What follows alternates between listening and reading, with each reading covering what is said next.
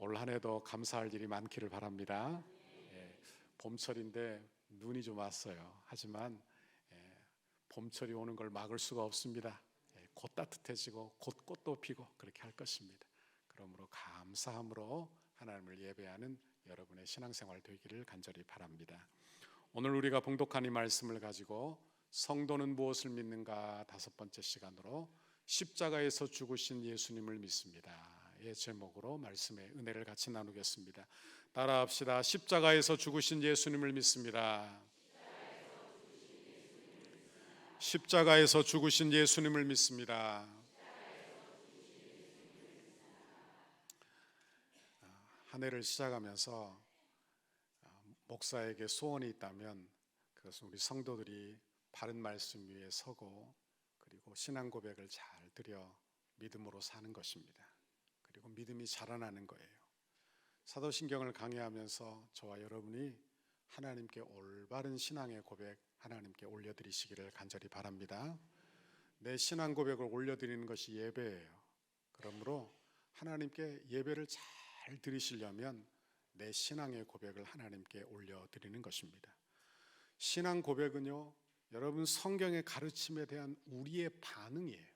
그러니까 하나님이 내게 말씀을 주시면 그 말씀에 대한 우리의 반응, 이것이 바로 우리의 신앙 고백 사도신경이 된다 하는 것입니다. 그러니 사도신경은 어찌 보면 하나님을 높이고 하나님을 찬양하는 찬양과도 같은 그런 고백이 된다 하는 것입니다. 그런데 이 사도신경은 주된 내용이 예수 그리스도에 관한 고백이에요. 우리가 지난번에 말씀을 나누었는데 그 외아들 우리 주 예수 그리스도를 믿사오니, 이건 예수님이 성자 하나님이십니다. 예수님이 우리 주님이시요 예수님이 중보자시고 예수님이 그리스도이십니다. 이렇게 고백하는 거예요. 그런데 그 중보자 예수 그리스도는 어떤 분이냐? 이는 성령으로 잉태하사 동정녀 마리아에게 나시고 성령으로 잉태되어 참 하나님이십니다. 그리고 동정녀 마리아에게서 나심으로 참 사람입니다. 이렇게 고백하는 거예요. 예수님이 참 하나님이 아니시면 그는 원조의 영향을 받으셔서 우리의 영원한 죄를 속하지 못하실 거예요. 또한 그분이 참 인간이 아니시면 언약의 대표가 되지 못하실 거예요. 다시 말하면 우리의 중보자가 되실 수 없다 하는 이야기를 하는 것입니다. 그러므로 이 고백을 주님 앞에 올리며 주를 예배하게 되기를 간절히 바랍니다. 그러면 오늘은 참 하나님과 참 인간으로 오신 우리의 중보자 예수 그리스도께서 어떤 사역을 하시는가에 대한 고백을 하도록 하겠습니다. 같이 읽습니다. 본디오 시작. 본디오 앞에 있는 거 띄워주세요. 본디오 시작. 본디오 빌라도에게 고난을 받으사 십자가에 못 박혀 죽으시고. 이 고백을 우리가 묵상하도록 하겠습니다. 여러분, 참신과 참 사람으로 이 땅에 오셔서 우리 주님이 하신 일은 바로 오늘 고백한 것처럼 고난 받으시고 십자가에서 죽으시는 일입니다. 그런데 여기에 두 가지 질문이 생겨요. 첫 번째는 왜 본디오 빌라도를 우리가 고백하느냐 하는 것입니다. 왜 본디오 빌라도를 고백하느냐? 아마 제가 본디오 빌라도라면 아마 이런 생각을 할 거예요. 사람들이 계속 1600년 동안 성도들의 입에서 본디오 빌라도 하니까 얼마나 억울할 것입니까? 그죠? 내 이름 좀 제발 좀 빼주십시오 하지 않겠나, 그런 생각을 하게 돼요.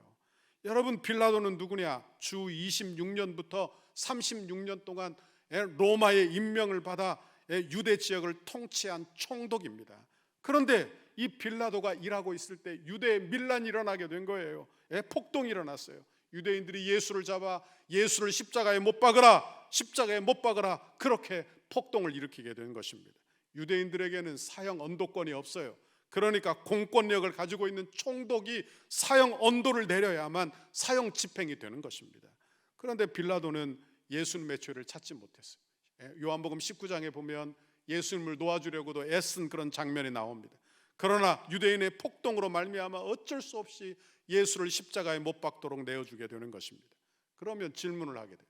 그러면 우리가 왜 본디오 빌라도에게 고난을 받으셨다 이렇게 우리가 고백하게 되느냐 하는 것입니다.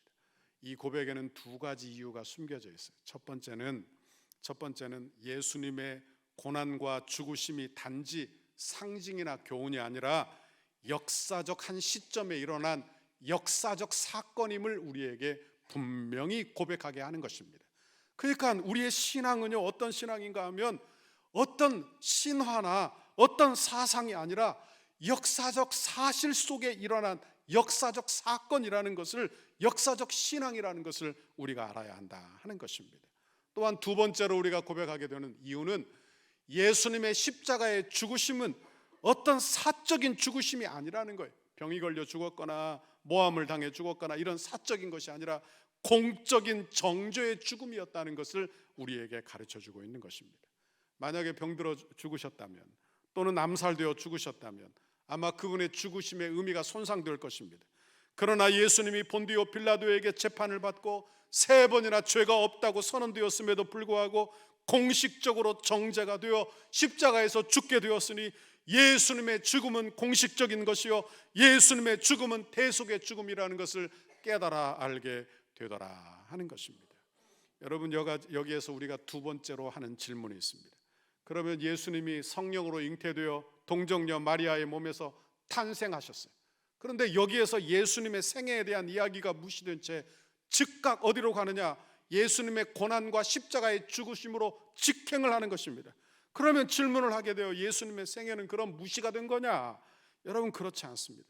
예수님의 생애가 어떤 생애인가 하면 고난을 받으사, 이 고난에 예수님의 생애 전체가 여기에 다 들어가 있는 것입니다. 예수님은 하늘을 보자 버리시고 이 땅에 성육신 하신 그때부터 여러분 그의 몸을 낮추시고 고난이 시작이 되는 거예요. 여러분, 하늘의 영광을 가지신 창조주 하나님이, 여러분 율법을 만드신 창조주 하나님이 율법 아래 내려오신 것입니다. 그리고 인생이 당하는 모든 비참함을 우리 예수님이 다 당하시게 되었다 하는 거예요. 그러니 예수님의 삶 전체가 고난의 삶이라는 것을 알게 되는 것입니다. 성육신으로 시작한 예수님의 고난은 십자가에서 그분의 고난이 절정에 이르게 되는 거예요. 예수님이 겟세마네 동산에서 죽음을 앞두고 핏방울이 되도록 기도하셨습니다. 그리고 제자들에게 자기 심정을 토로하셨어요. 내가 심히 고민하여 죽게 되었다는 거예요. 저는 이 본문을 볼 때마다 여러 가지 생각을 해요. 예를 들어 우리 중에도 죽음을 담담히 맞는 분들이 많이 있지 않습니까? 그렇죠. 나는 죽음이 두렵지 않아요 하고 담담히 맞는 분이 있어요. 여러분, 순교자들은 죽음을 기쁘게 맞는 그런 순교자들을 우리가 보게 되는 것입니다. 그런데 예수님은 왜 죽으시면서 심히 고민하여 죽게 되었다 이렇게 고백하고 있는 것일까요? 우리는 기억해야 돼요. 예수님의 죽으심과 순교자의 죽음은 완전히 그 성질이 다르다는 걸 알아야 하는 것입니다. 순교자들은 죽는 순간 하나님의 따뜻한 영접이 있습니다. 여러분, 그의 눈물을 우리 주님이 다 닦아주실 것입니다. 천국에 위로가 있는 거예요. 그러니 이 땅에서 비방거리로 산다 하더라도 천국에 이르는 순간 여러분, 하나님이 그를 품에 안으시고 영접해 주시는 것입니다. 그러나 예수님의 죽음은 완전히 다른 성질을 가지고 있는 거예요. 왜? 예수님은 십자가에서 죽으시며 여러분, 이 세상의 모든 구원 얻은 백성들의 하나님이 주시는 그 진노의 심판을 예수님께서 다 받으시는 거예요. 그러므로 하나님의 죄, 하나님이 우리를 대신하여 심판을 받으실 뿐 아니라 철저히 하나님으로부터 버림당하는 순간이 되는 거예요. 예수님이 십자가에서 절규하십니다. 마태복음 27장 46절에 보면 엘리 엘리 라마 사막다니 하시니 이르되 이는 곧 나의 하나님 나의 하나님 어찌하여 나를 버리셨나이까. 그러니까 예수님이 지금 어떤 죽으심을 당하고 있는지를 우리가 묵상해야 하는 것입니다. 그러면 왜 예수님은 이처럼 고난의 삶을 사시고 왜 예수님이 이처럼 십자가에서 죽으셔야만 했는가? 다른 이야기로 하면 예수님의 고난과 죽으심이 내게 무슨 의미가 되는가를 우리가 묵상해야 할 것입니다. 여러분, 사람마다 이 땅에 사는 사람들은 전부 다 아픔과 슬픔을 가지고 삽니다. 그죠? 우리 중에 고통이 없는 사람은 아무도 없어요. 인생을 오래 살면 내년에는 좋아지겠지 하지만 내년에도 고통이 있고 고난이 있고 어려움이 있어요. 그러니까 오래 살면 고통이 없어지고 가면 갈수록 좋아지는 게 아니라 어찌 보면 여러분, 살면 살수록 고생이 우리에게 따라붙어 있고 그리고 고생스럽고 결국에는 비참한 죽음 아래 놓이게 된다는 것을 우리가 깨닫게 되는 것입니다. 여러분, 정도가 다를 뿐이지 전부 다 인생은 고난의 연속이라는 거예요. 제가 한 번은 뉴스를 보는데 이런 뉴스가 떴습니다. 어떤 불구의 자녀를 둔 아버지가 있었어요. 이 불구의 자녀를 키우면서 부모가 고생을 많이 했습니다. 어떤 때는 속이 상하고 어떤 때는 힘들고, 그러며 이 아버지가 늘 이런 생각을 하고 아이를 돌봤어요. 이 아이가 평생 이렇게 사느니 이 아이가 차라리 죽는 게 낫지 않을까, 이 아이가 차라리 죽는 게 낫지 않을까. 그러다가 그 아들을 그만 죽이고 말았어요. 그리고는 그 아들을 과수원에 묶고는 여러분 죄의식에 견디다 못해 자수를 했어요. 그리고 감옥에 갇혀 형벌을 받고 출소를 했어요. 그러나 죄의식이 없어지지 않아요. 그리고 결국 자기 자신도 자살하여 죽고 말았다 하는 그런 뉴스였습니다. 여러분, 얼마나 비참합니까? 태어난 것도 비참하고 사는 게 비참하고, 여러분 죽지 못해 산다는 것이 바로 그런 말 아니겠어요? 얼마나 힘들고 어려운지. 그런데 이건 그 사람만의 문제가 아니에요. 우리의 문제예요. 여러분, 내 인생에 이렇게 소망이 없다는 이야기를 하는 거예요. 지금 괜찮아도 우리에게는 소망이 없어요. 여러분, 그런데 우리 주님이 내 자리까지 내려오시는 거예요. 내 자리까지 내려오시는, 비참한 내 자리, 여러분 죄인의 자리, 여러분 내가 내 힘으로 어떻게 할 수 없는 그런 죄악의 자리, 그 자리까지 우리 주님이, 참 하나님 되신 그 하나님이 이 땅에 내 자리로 육신의 몸을 입고 이 땅에 내려오신 것을 믿으시기를 간절히 바랍니다. 왕으로 오신 게 아니에요. 어린아이로 오셨고, 누일 곳이 없어서 말구유에 오셨고, 나와 같이 평생 고난을 당하는 인생의 비참한 자리로 내려오신 거예요. 우리 주님은 머리 둘 곳도 없으셨다, 그렇게 고백하고 있는 것입니다. 예수님이 피곤하여 배에서 잘 데가 없어 풍랑이는 여러분 배 뒤편에 가서 누워 주무실 만큼 그렇게 피곤한 삶을 사셨어요. 누구를 위해서 그렇게 사셨다고요? 내 비참함을 위해서, 나를 위하여. 여러분, 우리 주님이 나를 위하여 고난당하신 것을 우리가 묵상해야 하는 것입니다. 이제 조금만 몇 주 지나면 고난주간 부활절이 다가옵니다. 고난주간에 우리는 예수님 십자가에 못 박혀 돌아가시는 영상을 보면서 예수님의 고난에 대한 묵상을 하게 돼요. 저는 우리 교회에서 제가 설교 중에 예수님 고난에 대한 영상을 잘 보여주지 않아요. 왜인가 하면 예수님에 대한 불쌍히 여기는 어떤 감성주의에 빠지게 되기 때문에 그런 것입니다. 그런데 이걸 조심해야 돼요. 왜? 예수님이 고난당하실 이유가 없어요. 예수님이 십자가를 지실 이유가 없어요. 그런데 예수님이 어디에 내려오셨느냐? 내 비참한 자리에 내려오신 거예요. 내가 고난당해서 내가 죽어야 하고 형벌을 받아야 되는 그 인생의 비참한 자리에 내려온 거예요. 여러분, 살다가 보면 내가 사는 게 너무 비참하다 이런 생각을 할 때가 있잖아요. 그런데 그 자리에 우리 주님이 내려오신 거예요. 그러니 예수님의 비참함은 내 비참함이에요. 예수님의 죽으심은 내 죄의 결과라, 그런 말씀이에요. 그러니 예수님 안 되었다 이게 아니라 내가 죄인이구나, 이걸 깨달아야 한다는 말씀입니다. 여러분, 예수님의 고난을 묵상하는 저와 여러분, 예수님을 위하여 울지 말고 내 죄를 위하여 울고 내 죄를 회개하고 주 앞에 엎드리는 여러분 모두가 되어야 할 줄 믿습니다. 예수님의 고난과 죽으심을 감성주의에 빠지지 않게 하려면 우리는 연합이라고 하는 단어를 묵상해야 합니다. 기독교에서 연합이라는 단어는요, 아주 신비한 단어예요. 여러분, 예수님이 고난당하시는 것이 나와 무슨 상관이 있어요? 예수님이 십자가에서 죽으셨는데 내가 왜 구원을 받는 것입니까? 그건 연합이라고 하는 이 단어로 설명이 가능하다는 말씀이에요. 갈라디아서 4장 4절에서 5절 같이 읽습니다. 시작. 때가 참에 하나님이 그의 아들을 보내사 여자에게서 나게 하시고 율법 아래 나게 하신 것은 율법 아래 있는 자들을 속량하시고 우리로 아들의 명분을 얻게 하려 하심이라. 우리 4절을 다시 한번 보여주십시오. 4절. 여기 보면 때가 차니까 하나님의 아들을 보내셨어요. 그래서 어디에서 나게 하셨습니까? 여자에게서. 그리고 어디에서 또 나게 하셨어요? 율법 아래에서. 그러니까 여자 아래에서 나게 하다는 것은 성육신을 의미합니다. 율법 아래 나신 것은 성육신한 결과예요. 그러니까 창조주 하나님 율법의 부여자가 지금 율법 아래 놓이시게 된 거예요. 우리와 똑같은 처지가 된 거예요. 낮아지신 거예요. 뭘 하기 위해서 그렇게 했느냐? 5절을 넘겨주세요. 5절에 보면 율법 아래 있는 자들을 뭐 하려고? 속량하시려고, 죄에서 구원하시려고. 그리고 어떻게 하려고? 속량의 결과 우리를 아들의 명분을 얻게 하려고 그렇게 했다는 거예요. 여러분, 우리는요, 율법을 내 힘으로 지킬 수 없습니다. 내가 율법을 지켜 구원 얻을 길이 없다, 그 말이에요. 내 죄를 어떻게 해결할 길이 나에게는 없다, 이 말이에요. 내가 아무리 애쓰고 눈물을 흘린다고 내 죄가 해결되지는 않는다, 그 말이에요.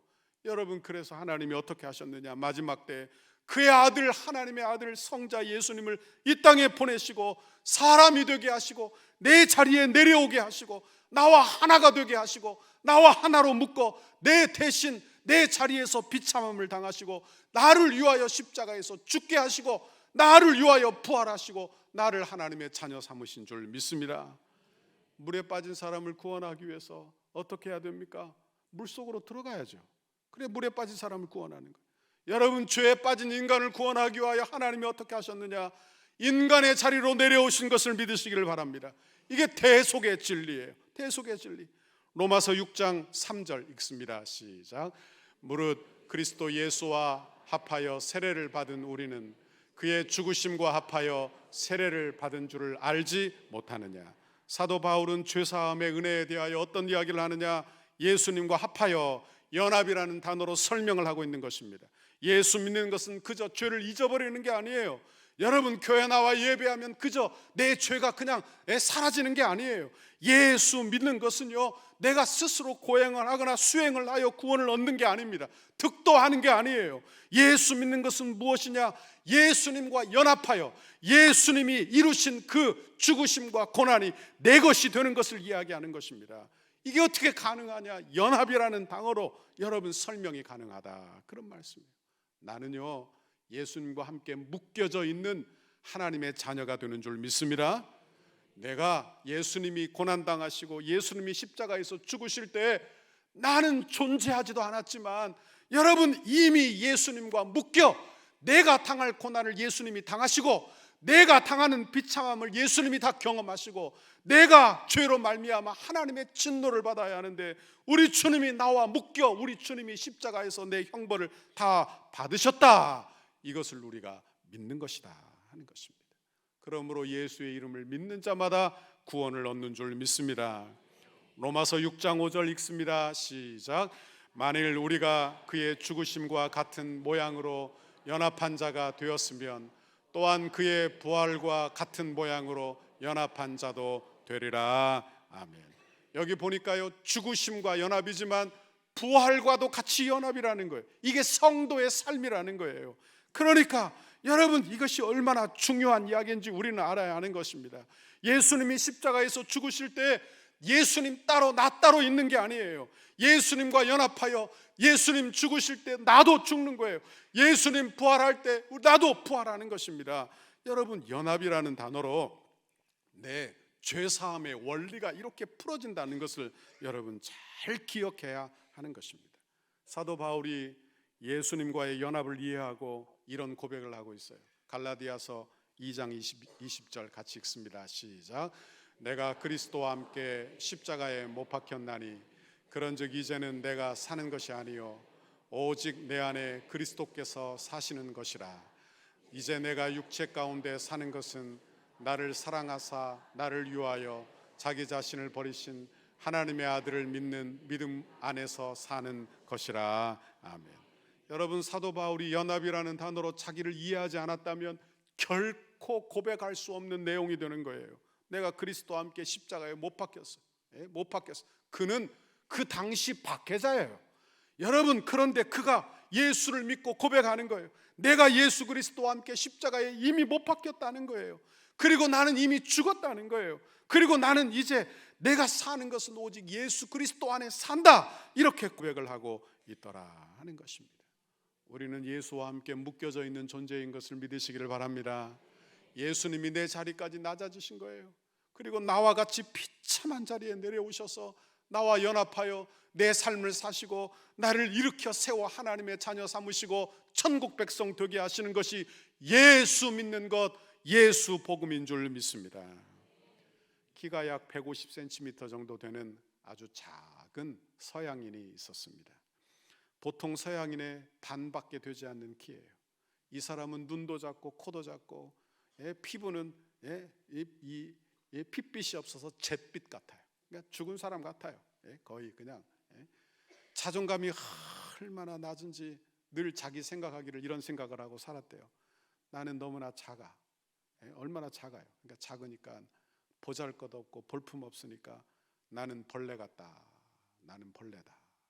나는 죽어도 아무도 나를 알아보는 사람이 없을 것이다. 여러분 중에 자존감이 낮은 분이 계십니까? 아마 그런데 이 사람처럼 낮은 사람은 없을 거예요. 그런데 이 사람이 어느 날 성경을 읽다가 예수 그리스도께서 자신을 위하여 고난당하시고 십자가에서 죽으신 그 사실을 깨닫게 되었어요. 그리고는 통곡을 하고 회개하게 되었어요. 그리고 예수님을 나의 구주, 나의 하나님으로 영접하게 되었습니다. 그리고 마음속에 기쁨이 막 넘쳐났어요. 하나님 감사합니다.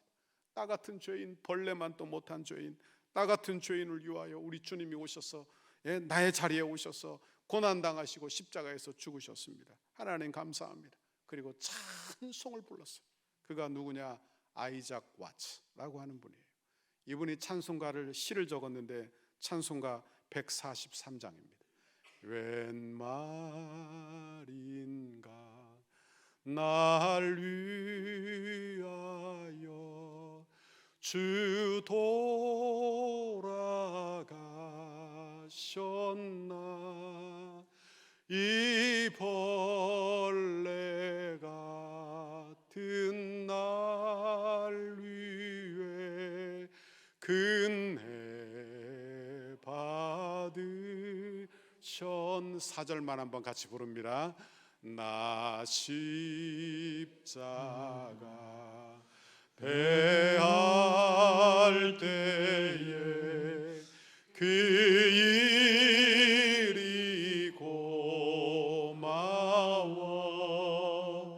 내 얼굴 감히 못 들고 눈물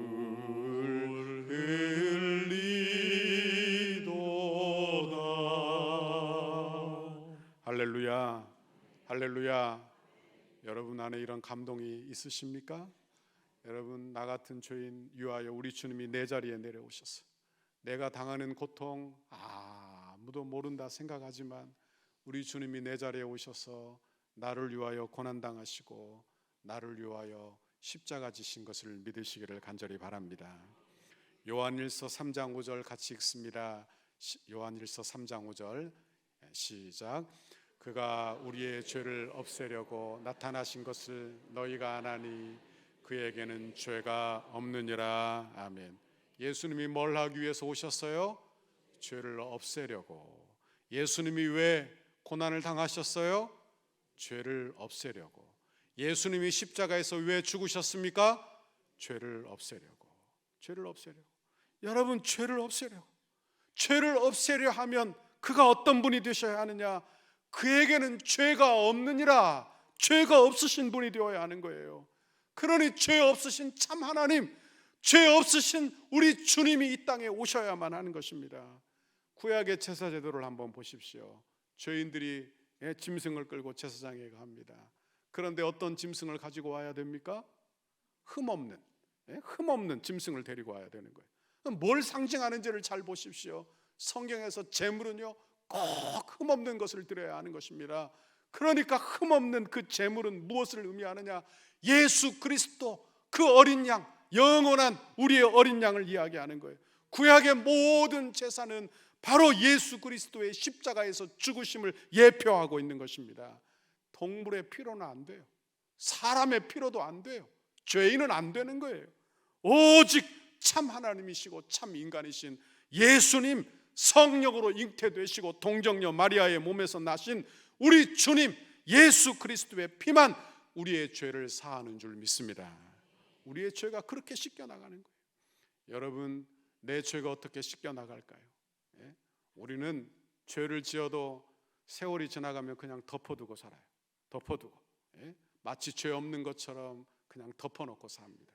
그러나 여러분 보십시오. 정직하게 내 문제 앞에 서야 하는 것입니다. 여러분, 우리의 선행으로 내 죄를 씻을 수 있을까요? 여러분, 도덕과 윤리로 내 죄를 덮을 수 있을까요? 여러분, 그럴듯한 사상과 철학이나 종교로 내 죄를 씻을 수 있을 것인가 하는 것입니다. 없다는 거죠. 제가 한번 옛날에 다큐멘터리를 한번 본 적이 있는데, 다큐멘터리에 네팔 사람들이 거의 90%가 불교인 아닙니까?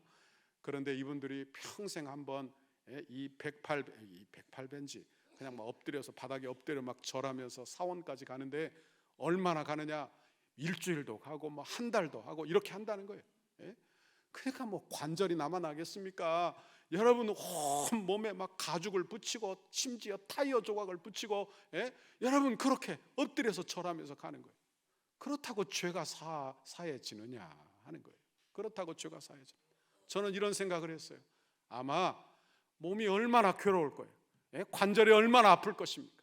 그러니까 아마 아프니까 죄를 까먹을 수는 있어요. 죄를 까먹을 수 있죠. 아프니까요. 그리고 내가 이렇게 고행을 하니까 내 죄의 대가로 내가 이렇게 고생한다 생각할 수 있어요. 그러나 본질적으로 죄가 사함 받는 것은 아니라 하는 이야기라는 거예요. 아니라. 여러분, 죄는 생명으로 그 죄의 대가를 치러야 할 줄 믿습니다. 그러니 사람으로는 안 되는 거예요. 사람으로는 안 되는 거예요. 죄 없으신 그리스도께서 오셔야 하는 거예요. 그분이 참 하나님이신 예수님이 참 인간이 되셔서 그 하나님의 아들의 피로 우리의 죄를 씻음 받아야 한다 하는 것입니다. 고린도전서 1장 23절 25절 같이 읽습니다. 시작.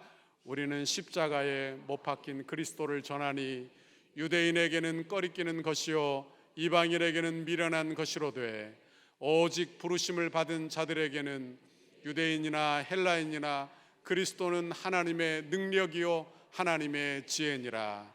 하나님의 어리석음이 사람보다 지혜롭고 하나님의 약하심이 사람보다 강하니라. 아멘.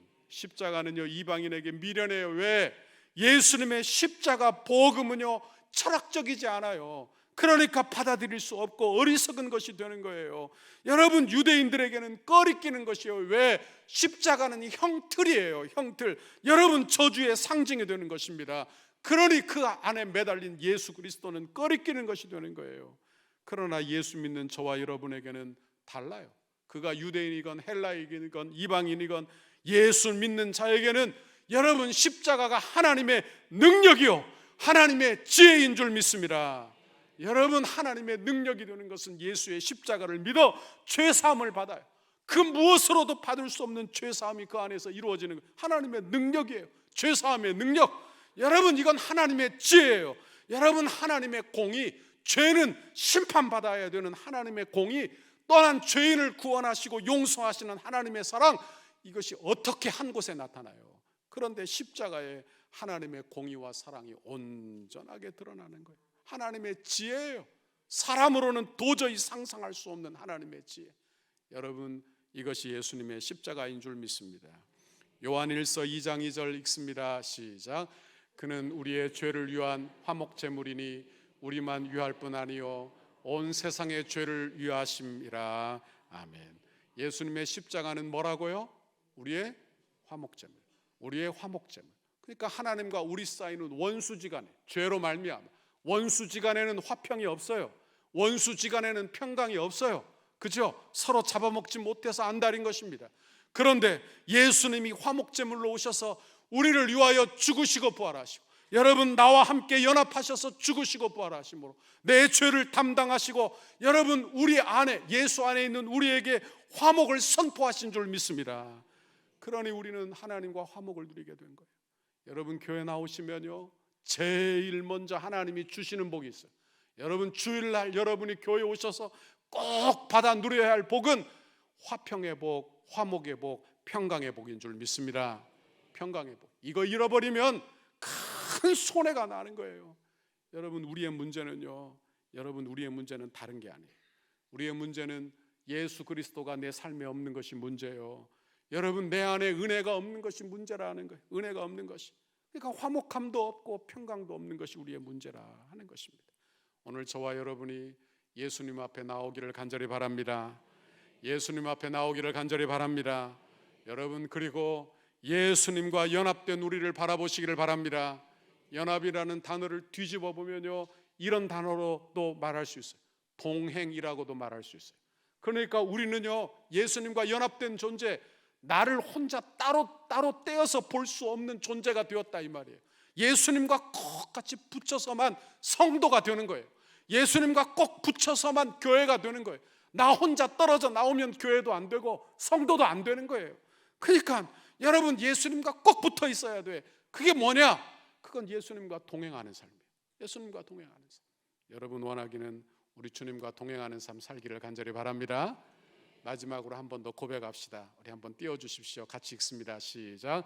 나는 예수님이 나의 위하여 고난의 삶을 사신 것을 믿습니다. 나는 예수님이 내 죄를 위하여 십자가에서 죽으심을 믿습니다. 다시 한번 읽습니다. 나는 예수님이 나를 위하여 고난의 삶을 사신 것을 믿습니다. 나는 예수님이 내 죄를 위하여 십자가에서 죽으심을 믿습니다. 이 고백이 여러분에게 평강되시기를 간절히 바랍니다. 이런 귀한 은혜 받으시기를 주님의 이름으로 축원합니다.